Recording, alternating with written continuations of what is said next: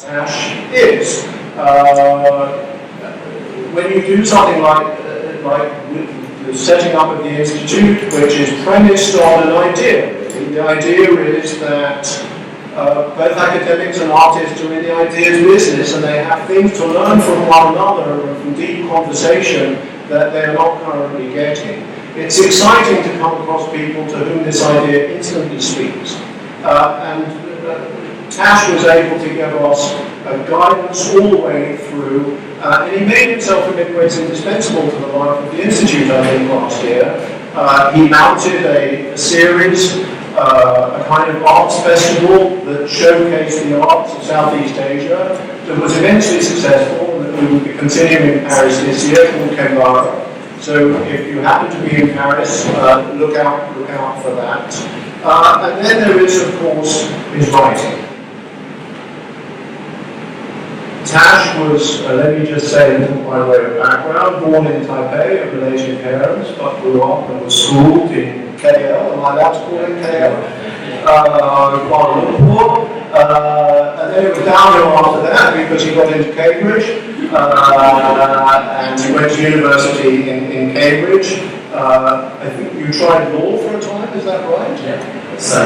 And since at least 2005, if not earlier, has been primarily known as a novelist and a writer of what were 3, but are now 4 fantastic novels. I would hold it up, but it's over there. We the Survivors is the 4th, and it's just been published this month by Farrar Straus Europe. It is a wonderful but bloody grim book. We can talk more about that. But all his books are wonderful, and I hope the conversation will encompass them all. And so too, a book that I'm very fond of, that is a very short book, and it is not a book of fiction, The Face, about Tash's family and thoughts about his family as meditated through gazing upon the reflection of his own face. He's been twice listed for the Man Booker Prize. His books have won numerous prizes. They've been named as Books of the Year by the National Public Radio and others. He's written a series of op-eds well worth reading, much more worth reading than the usual op-ed in the New York Times on events in Malaysia and Southeast Asia, particularly in 2015 and 16. Above all, he's just a wonderful, wonderful writer. And so perhaps this is the way to begin our conversation. And we're going to have an entirely unscripted conversation for as long as it goes on. And then we will welcome questions. But if you want to jump in at any point, please feel free to do so. So, what strikes me about your writing, Tash, and then I want to come to the title of our conversation. Well, the first thing that strikes me is just that he is a brilliant, beautiful writer of English prose. And one of the things I think we can come and talk about is about English. But when you read his novels, you know that you are in the hands of a master storyteller. I don't want to single any of the books out, but if you read 5-Star Billionaire, for instance, you are tracking simultaneously the completely diverse lives of a number of people all struggling to make it in China and switching seamlessly from one to the other. You don't get that seamless effect without great art. I think the second thing that strikes me is the writing is inventive, it's experimental, it's constantly shifting. It's not resting on its laurels. And then it treats some themes. We can talk about Southeast Asia and all of that in a minute, but the themes that struck me are more general than that, maybe more universal if one wants to use that word. The theme of growing up. The theme of growing up, of a country growing up, changing very rapidly, as refracted through the experience of individuals growing up. And there is a kind of implicit and explicit relationship being posited here between what it is to live in a country that is changing very, very rapidly and and what happens to your most intimate relationships, and what happens to your family, and what happens to the capacity of generations to understand one another. And so that's something I'd like to ask you about. Another is the presence of stuff, money, riches, materiality, right? That this is very, very important. Buildings.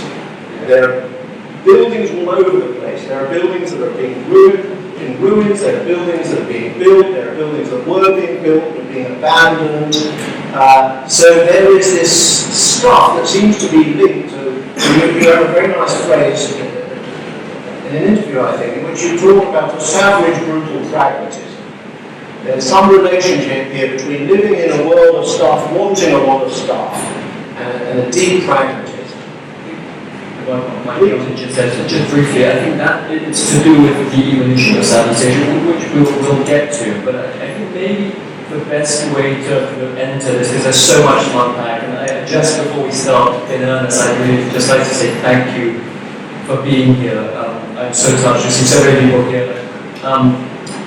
Thank you to Mark for hosting. Thank you to everyone at La Maison Française.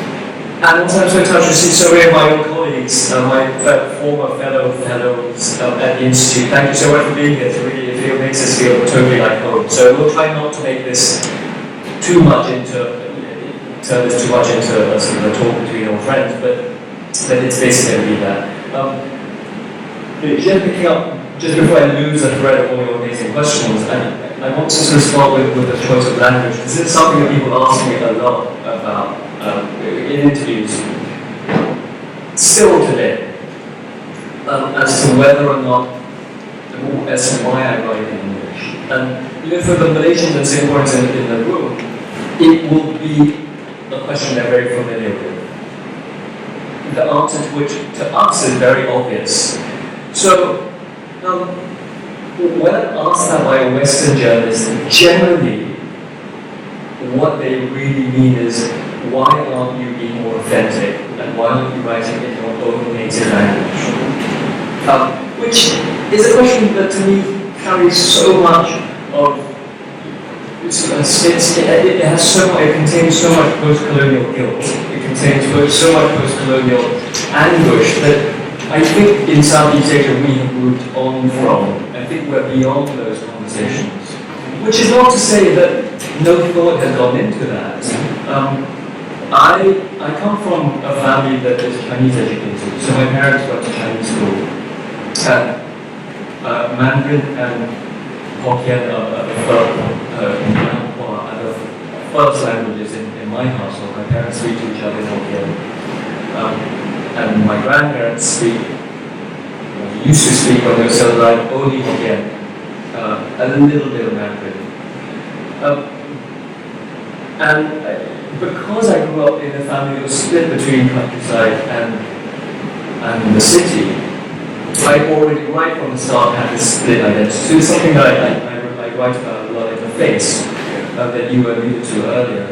And that gave me a particular appreciation of language. I felt as if I was always translating. So for people in Malaysia, who generally tend to have Malay, which is a national language, on top of that. That is the language of instruction at school. I studied in a government school, and all the subjects were conducted in Malay. So what you have is a consciousness that is formed by these two languages right from the outset, and then English on top of that, which is the lingua franca across races.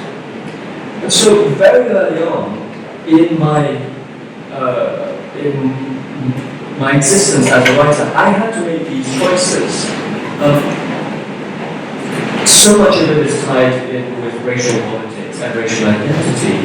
So in Malaysia, it would be almost inconceivable for two Chinese people to communicate with each other in Malay. And so what happens is English becomes the medium. It's the most politically neutral language. So written in Malay would have meant excluding a whole lot of people that I was personally related to written in Chinese excludes myself from the whole of the rest of the country. that is not Chinese speaking. So English seemed to be the most natural choice. I mean, it's not as if I had a choice. It's not like I was trying to write for an American audience or a British audience. I was simply trying to find the most politically neutral language. It's also, a Master of English is also a sign of middle class, being middle class and educated. So it's also a political declaration of what class you belong to. And as I grew older and I began to master writing in English, it meant that I had more confidence in being middle class and not coming from a family that was very modest. So that became a source of, it's a motivating factor. To be good at English means that you're improving your station in life. So it's not just it's not a sort of a casual marketing thing that wanted to write for British or American audiences. It's something much more rooted than that. In my use of English, I've always been picked up on by my British American editors for some slightly strange syntax, slightly strange grammar. And over the years, this has become more of a thing for me. I've attempted to use English in a way that is both correct but also faithful to what I believe are the rhythms of Malaysian and Singaporean speech. And that requires an incredible attention to the way you formulate language, how you make English faithful to the people that you represent, but also not a caricature.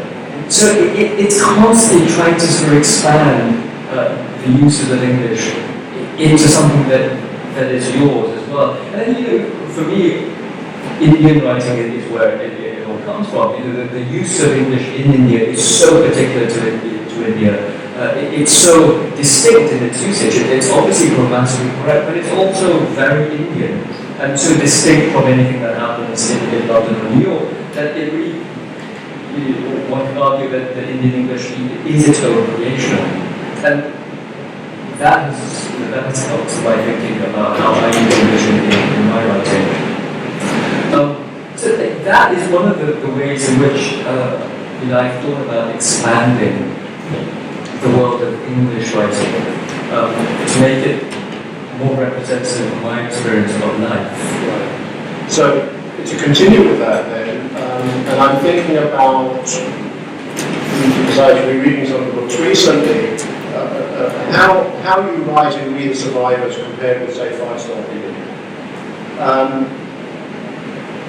It seems to me that there is a kind of stuttering, there is a kind of angularity, there is in the writing in We the Survivors, which is connected with the fact of who you're writing about.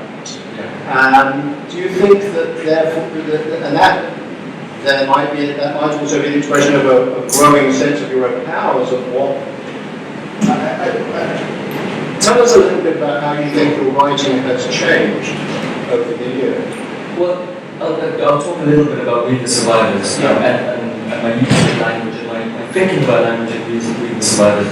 We the Survivors is a story of a working class Chinese Malaysian man called Ahok, who could be someone like my cousin, who could be any one of the people I was at school with, who come from quite difficult backgrounds, but who don't think their backgrounds are difficult at all, because they've normalized that sort of suffering.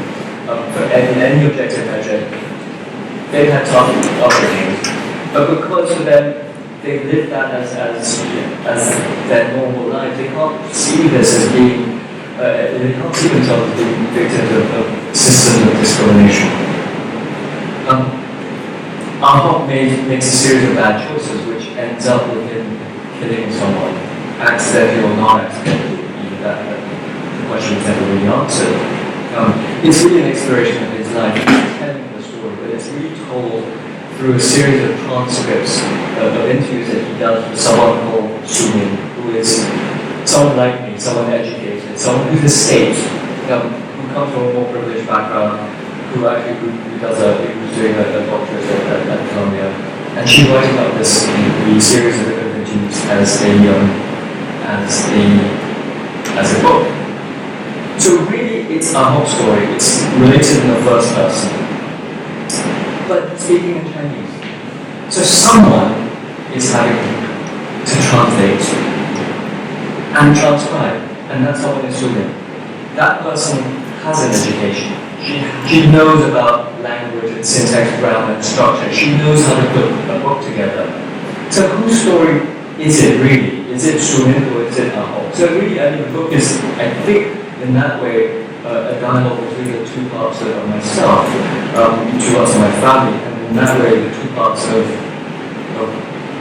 how I see Southeast Asian society, which is now a very fractured society. It's matched between these hierarchies at really very little time.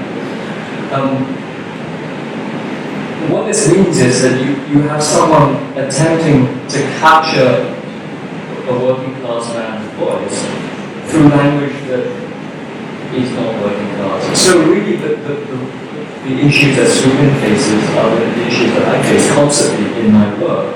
When you're trying to write about people who you're very closely attached to, and whose experiences you have shared, but whose lives you're not part of any longer. Because by virtue of my education, I don't have to live like my cousins anymore.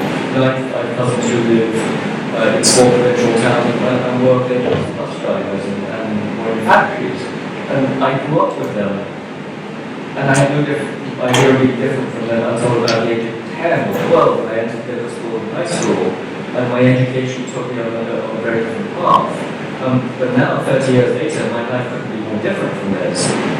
And so really, but my writing, my thinking about language, it is part of a constant process of trying to integrate all the experiences of language and all of the experiences of life that are part of my experience and part of my family's experience. So very few people in Southeast Asia of my generation who have no experience of deprivation at all.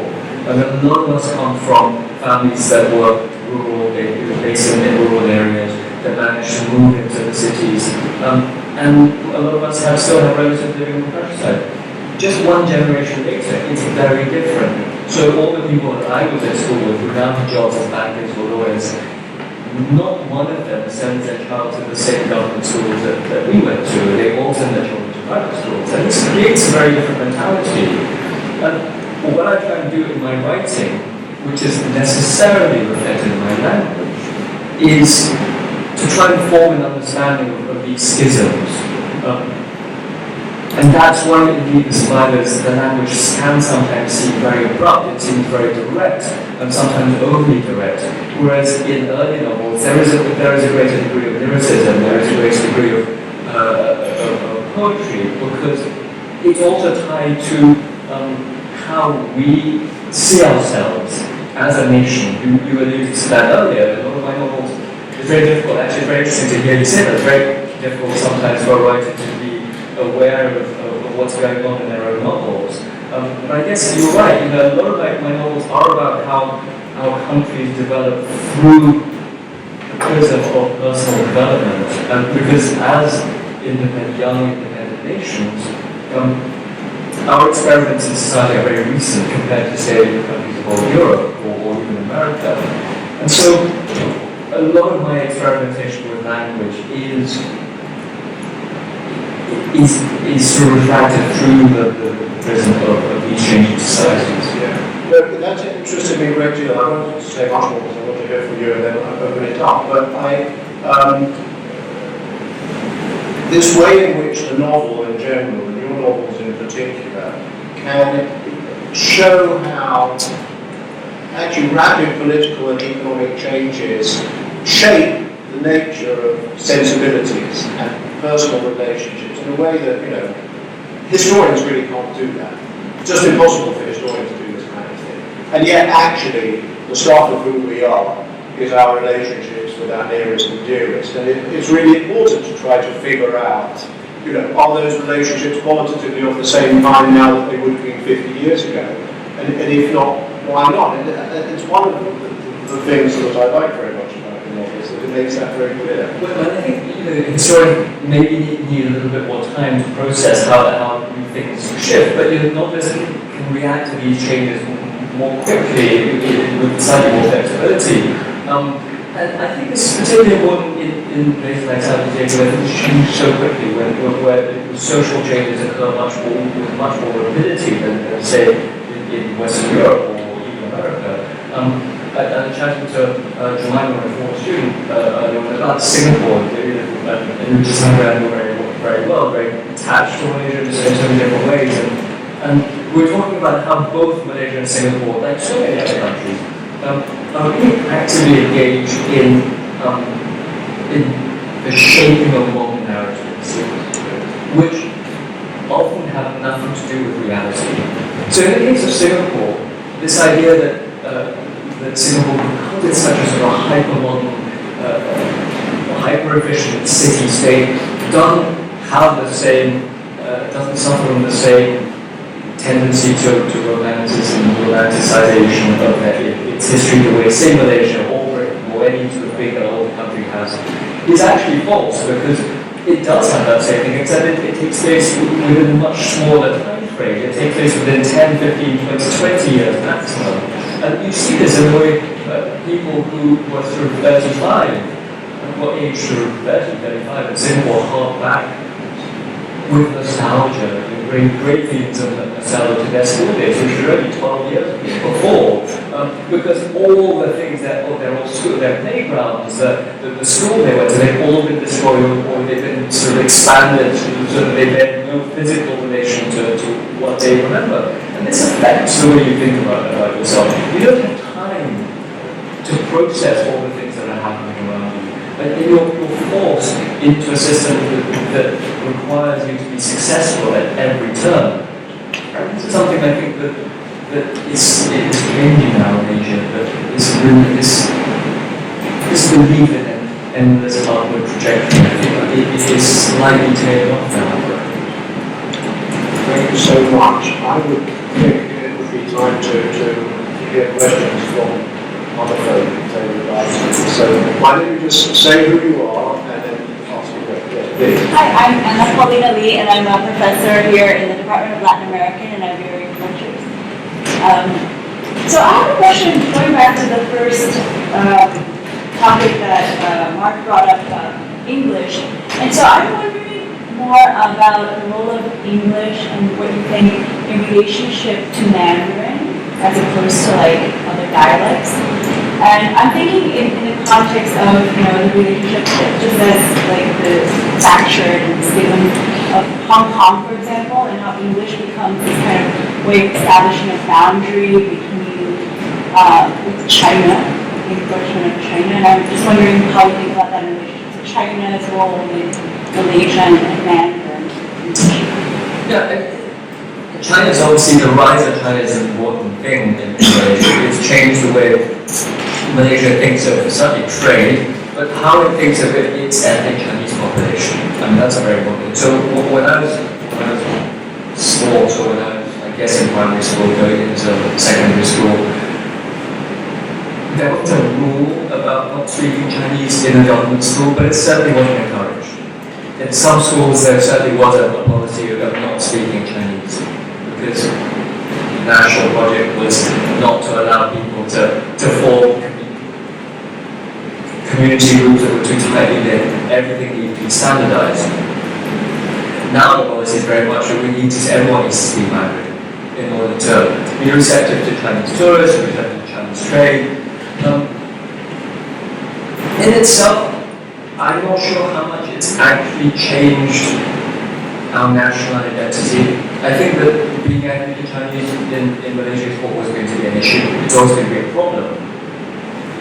And I say this very frankly, I mean, this is a country that has institutionalized racism. So until that changes, I'm not sure how much this can be softened. I mean, China, as everyone probably knows, is a very active trade partner that really doesn't interfere in people's politics. It's a very sort of hard and fast rule in Chinese diplomacy. So this notion that is held by certain older ethnic Chinese Malaysians, for example, my father, which does romanticize China in another country, as somehow being there to protect us if things go wrong, if when there's an anti-Chinese pogrom, China will come and say that it's fine. And China has a whole bureau designed whose purpose is to cultivate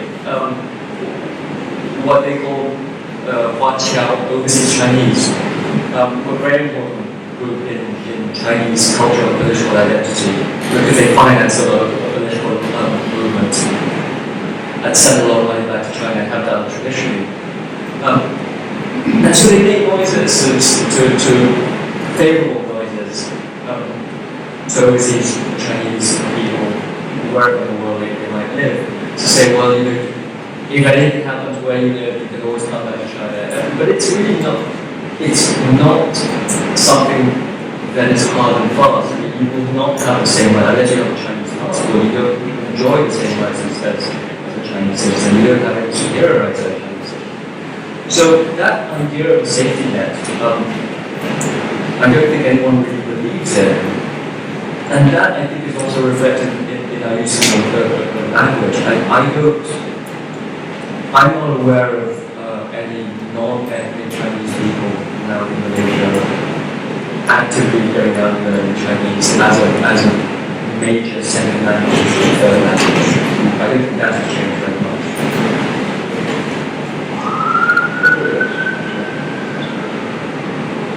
Please. You mentioned, I think that's a microphone.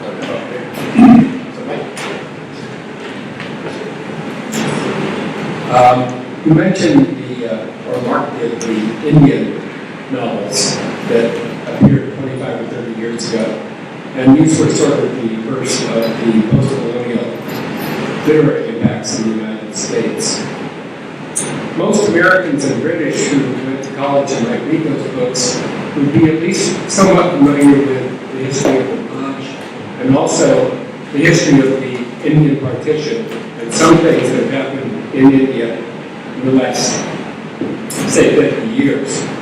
But I'm reading the first book now, and I was wondering, for you writing for an American and British audience, what was your feeling that people would be aware in America or Britain of the emergency and the history of the Chinese-dominated Malayan Communist Party and those events?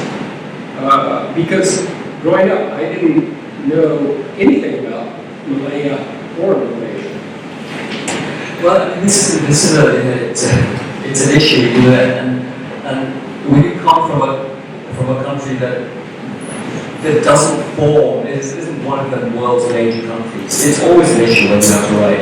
How much are you translating for an audience that isn't your own? And it's something that I just had to sort of ignore and just assume that people will understand what they understand. I always consider my primary audience my home audience, so people in Malaysia and Singapore, and that's really who I write for. Often, when I submit my manuscript, when I told the New York Times op-eds were an interesting thing, because they were largely factual. In fiction, I think there's a little bit more room for areas of sort of grey areas of understanding. I was always asked to translate things that seemed totally obvious to me, and it was very counterintuitive because how can I explain things that are a fundamental part of myself? And so I think over the years I've developed a policy of writing what I want to write, and expecting British and American and Western audiences and readers in general to make the leaps of understanding that I made when I read an American novel or when I read a French novel. When I read, I always remember the famous scene from Don Leary's Underworld. It's a really calm, non-long scene about Conor having lost a baseball game. And really, for non-Americans, it means very, very little. But what just makes a leap of understanding, when people use American slang or use idiomatic expressions, you might not really understand totally what it means, but you get the gist. And I think partly, for me, that's been why I love literature so much, why I wanted to become a writer, because there's a sense of doing what I do does expand the world of literature. bigotry, to expand people's understanding. So, in talking about, going back to Meet the Survivors, the event at the heart of the novel, the worst decision that Ahok makes, the principal character makes, is that he ends up killing a Bangladeshi migrant worker. And it's a racist act without Ahok really considering himself as a racist at all.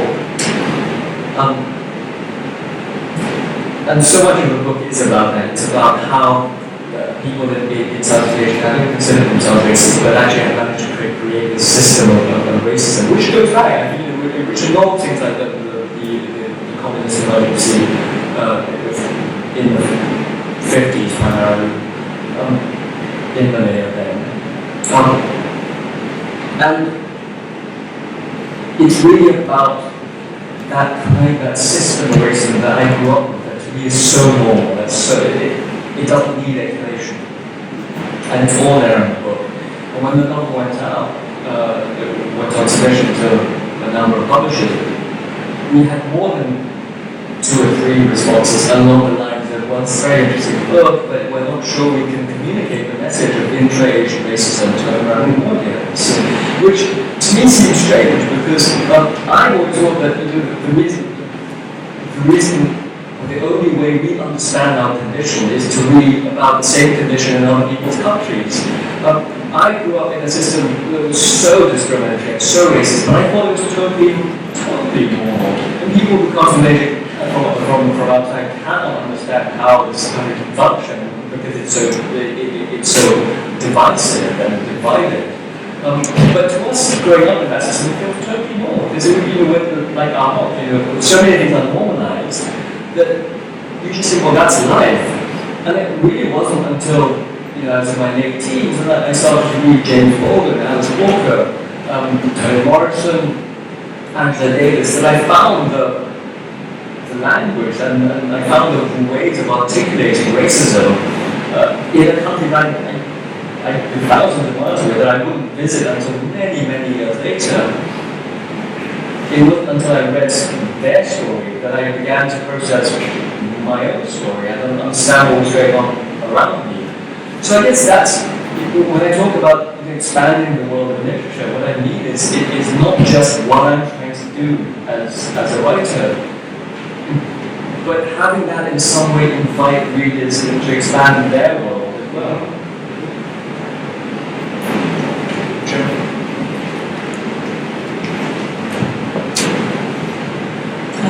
So the thing is, in the book, the murderer has such an intense internal voice, and it's beautifully transcribed by the woman journalist. And I always wonder when I was reading psychologically, so intensified the murderer's voice, it's so true. I wonder how much research you do before and during the writing.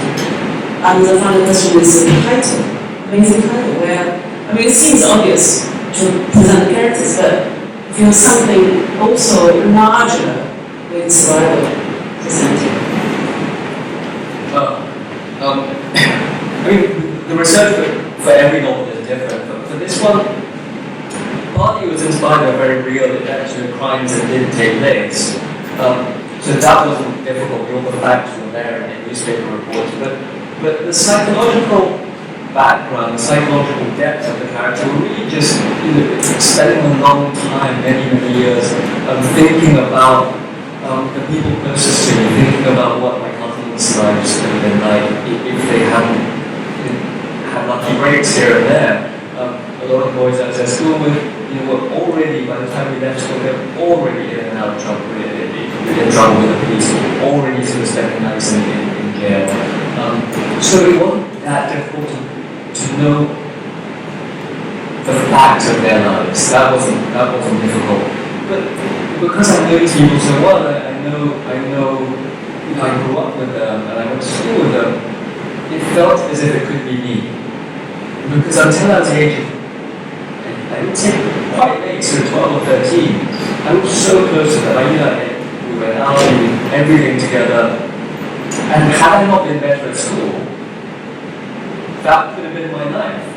And because I know what their emotional responses are like. I know that they're intelligent people, they're sensitive people, they just didn't have the same opportunities that I did at that point in their lives. So it was very easy for it just an act of imagining how and I would develop or would hand out. Because other than that, I felt like that emotionally we were the same. And to imagine how their lives would be now. And even the big guys, I'll run into them. I mean, I keep having poignant sort of encounters with cousins I see all the time, but people at school, where there was someone who was actually kicked out of school when I was the biggest guys who at school got kicked out at 17, and then several years later and working in McDonald's. So then there's someone who dreamed of being this incredible criminal tycoon and ends up working in McDonald's, which is like the second McDonald's to open in KL. And so even that, the rise and fall of these boys' adventures and these boys' lives, I think it's something I lived with so much that it didn't feel like it didn't feel as if I had to do a lot of research. And the title was fairly swift in coming. I always take a long time to find titles because it seemed to me that over the last few years, contrary to what we're fed both in Asia and outside of Asia, this image of a whole region being on an upward economic trajectory, and everyone expecting that they're going to be rich and successful and drive fancy cars and go on foreign holidays. Actually, the reality is for most people, this is not happening. And people are beginning to realize that there is no connection between personal effort, between agency and success is no longer straightforward. Because we're brought up with this idea that how successful you are is directly related to how much effort you put into your own life. So that this idea that you can control your own life. Which is why for us, America was the country we idolized the most, because we felt that's what Americans taught us, that you can control every single and change every single aspect of your life. But now there's this class of super rich, super privileged people in Southeast Asia. All the other people on social media, other thinking, well, how do their kids still manage to go to Yale? And they didn't seem to work that hard in school, and how does this happen? And so these divisions create a sense of the rest of society no longer thriving, but just surviving. You work incredibly hard, and at the end of the month, your salary is basically still the same. At the end of the year, your salary hasn't gone up at all. And what's worse, the prospects for your children are not any brighter. If your child can't go to a private school, and they have to go to a government school, then their prospects are not great. They have to be a genius, or they have to have some incredibly lucky break. Whereas in the generation before that, in my generation, that wasn't necessarily the case. And so this sense of people surviving while thriving is something that I sense a lot in Southeast Asia. Of course, in the novel, there's also literal life and death. A hop survives, someone else died, and then he killed dies. It's a question of life and death. And for people like Ahok who work in those kinds of jobs, very physical jobs, the manual labor, who have to work with migrant workers who are even worse off than they are, the slightest slip will mean death. You don't have the luxury of people who work in offices. If I make a mistake with my editing, I don't die. Whereas if you're lifting a heavy load and you slip in rural nature, you will die.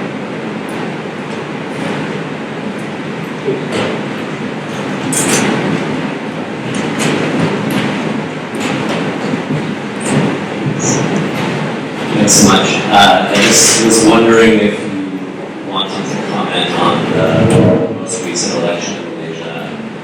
That is so exciting to those of us who are invested in one reason or another.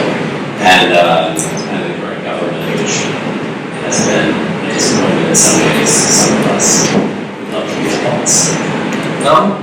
Yes, I think my last New York Times op-ed was written the day after that the election was on. I was in Malaysia for 2 months before and after those elections. For those of you who don't know, Malaysia had a really monumental election election result last year in May 2018, when, in quite spectacular fashion, and I think probably against expectations,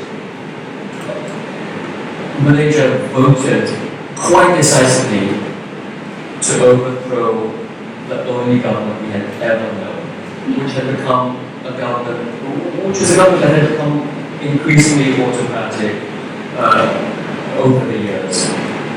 It had never been one of great freedom and liberal values, but it had become much more restrictive towards the end of its reign.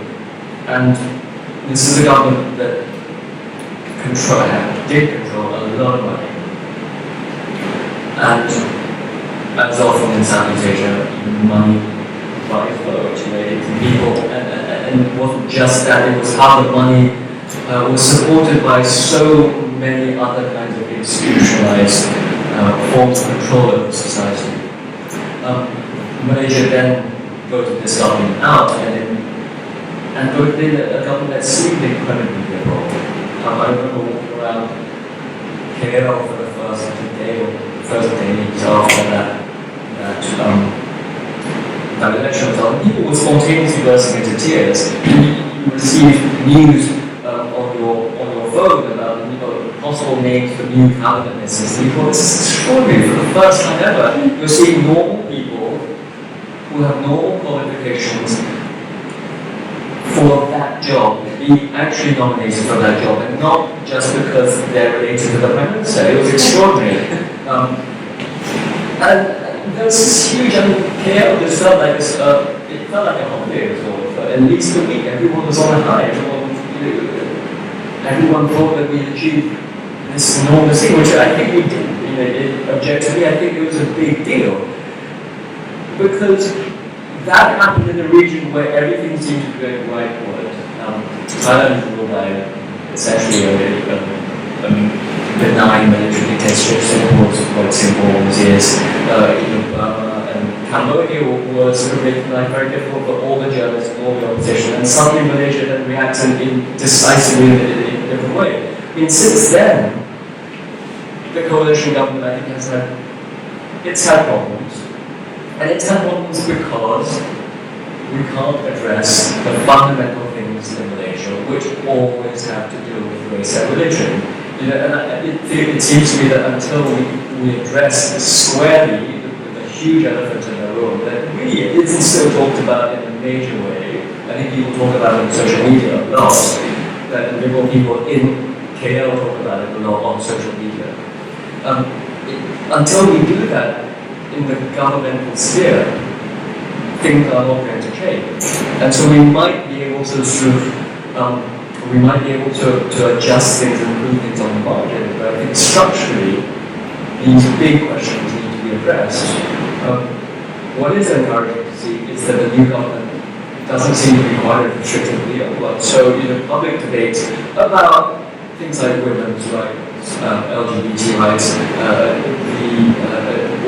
what it means to be Muslim, I think that's very important. All these debates are now allowed on social media, which I think even 3 years ago, even on social media, people were very wary of what they said. So changes are happening, but I don't think major changes can happen until the big structural issues are addressed. Would anybody like to ask a penultimate question? That's the microphone.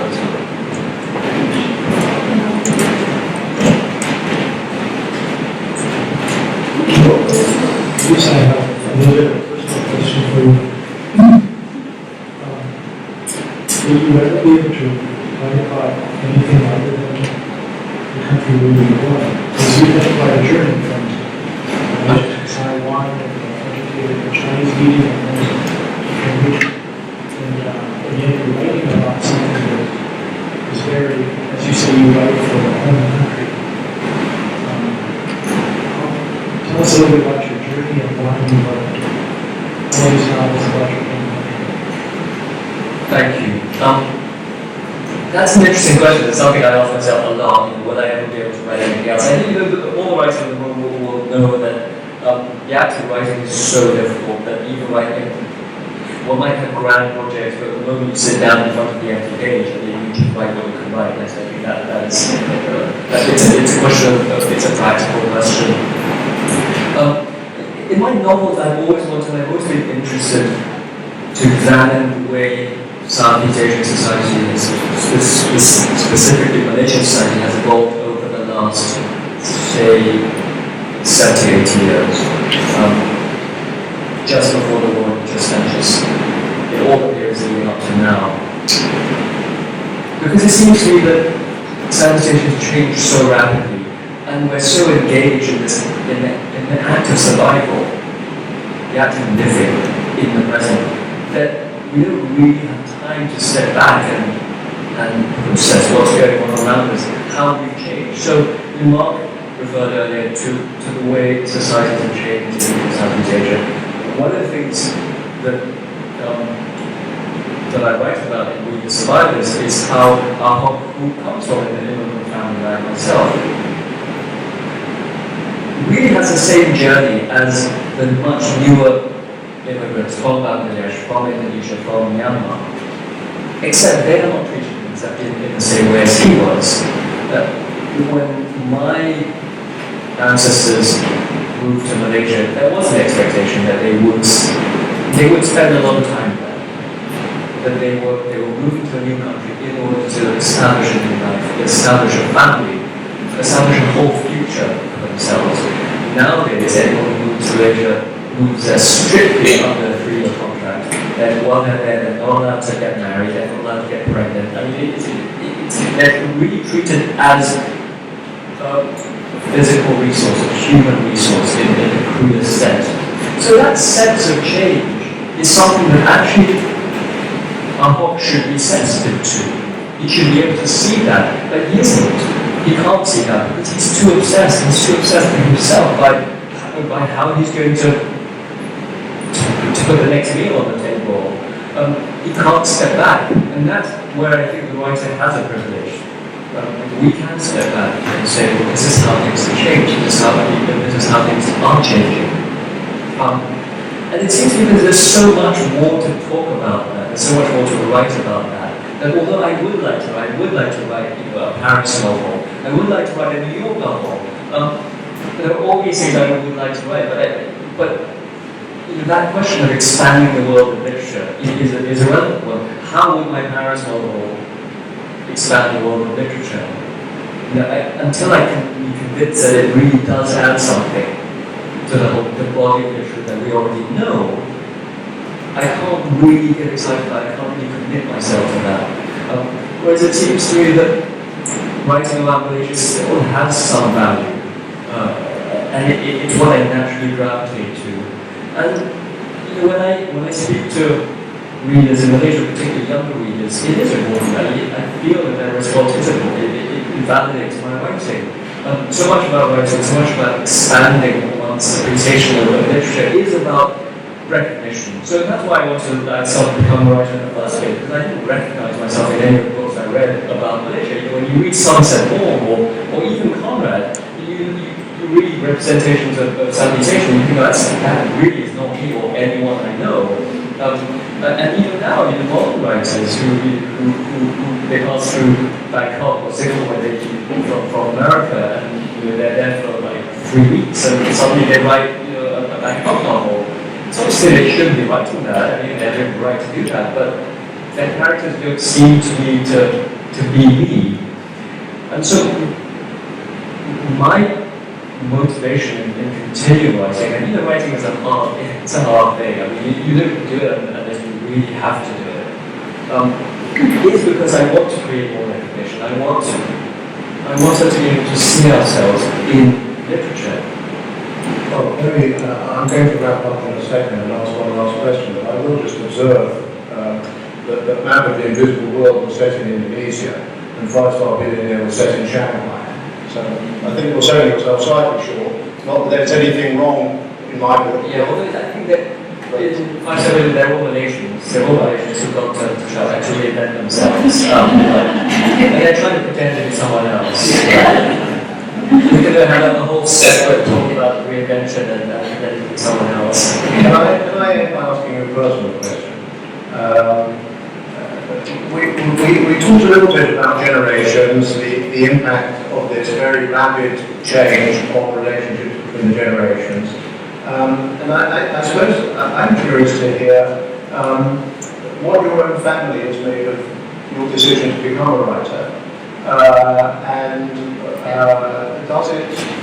Do their reactions in any way affect your writing? No, I think earlier on in my career, but perhaps I read a bit more sensitive to it. But now it's become clear that my parents can read perfectly well, and they're very at ease in English. But I think a 300-page novel is still a challenge. So they tend not to read my novels, which is one of the reasons why I wanted to write A Face. Because it's a small book, it's a physically small book, and I felt that actually when people, not just my parents, but most Malaysians, when they take a copy of that book in their hands, they feel it's something that they can deal with. I think the short answer is I'm not really aware. I think they're generally happy, but I think they actually don't really understand what I do. And that isn't, it's not just no longer a source of disappointment. And I think naturally one always wants one's parents, especially if you grow up in an Asian family, you're so sort of brought up to seek that parental approval. You want that sort of parental approval to shower upon you, but the fact that it never is. Not in my case, I think in most Asian families it is. And so it doesn't really affect me. But where it does affect my thinking is in how I continue to write about the way we shape our narratives. So I wanted to write A Face about my family because I couldn't write about my face without writing about where that face came from. So it just became a small meditation on what it meant to be in Chinese family in Malaysia. But it was really about the impossibility of getting any answer from my parents. So every time I tried to talk about research, asking them about their past, they just wouldn't talk about it. You put the iPhone on the table and they just freeze. It was an impossible task. So the whole book is about silences.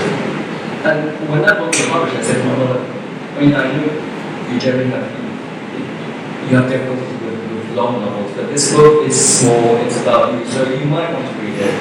And so she did read it. She called me some days later and said, well, yeah, it's good. But you got one detail wrong.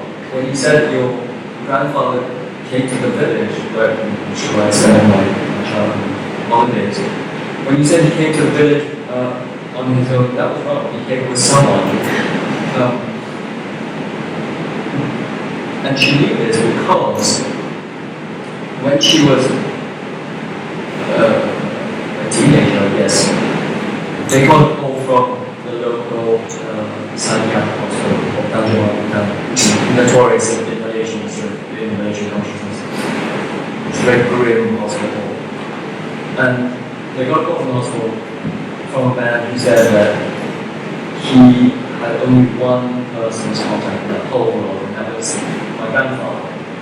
And could he go and visit my grandfather, stay with my grandfather and grandmother? And my grandmother said, no, we don't want to go in his house, he's going to bring bad luck, he's terribly bad news, he's not allowed to come here. My grandfather insisted and said, we have to have him because he's the only person from my village. He came from southern China when they were 15 years old on a boat to Singapore, and then they made their way up to Perak, the hinterland of Malaysia. So the man came and sat in a chair for 3 days, didn't say anything, and on the 4th day killed himself by jumping in the river. It's such a tragic story. And so I said to my mother, why have you never told me that? And she said, oh, it's very cool. And so, the whole book was, it felt to be ironic because the whole book is about how we have these stories and we live be so lived with so much pain and trauma, and everything is sort of is sacrificed. So the temple of New Asia, which is shiny and modern and rich, and what lies underneath all that, is all this unresolved things, is all this unresolved trauma that actually shapes our identities. So if we do away with that, how do you deal with the new modern construct, all these buildings that you refer to?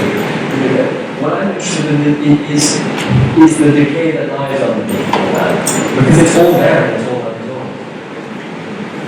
I wish we could go on much longer and enjoy the chance to talk with you, Tash. I hope you will enjoy that too. Perhaps you will join with me. Thank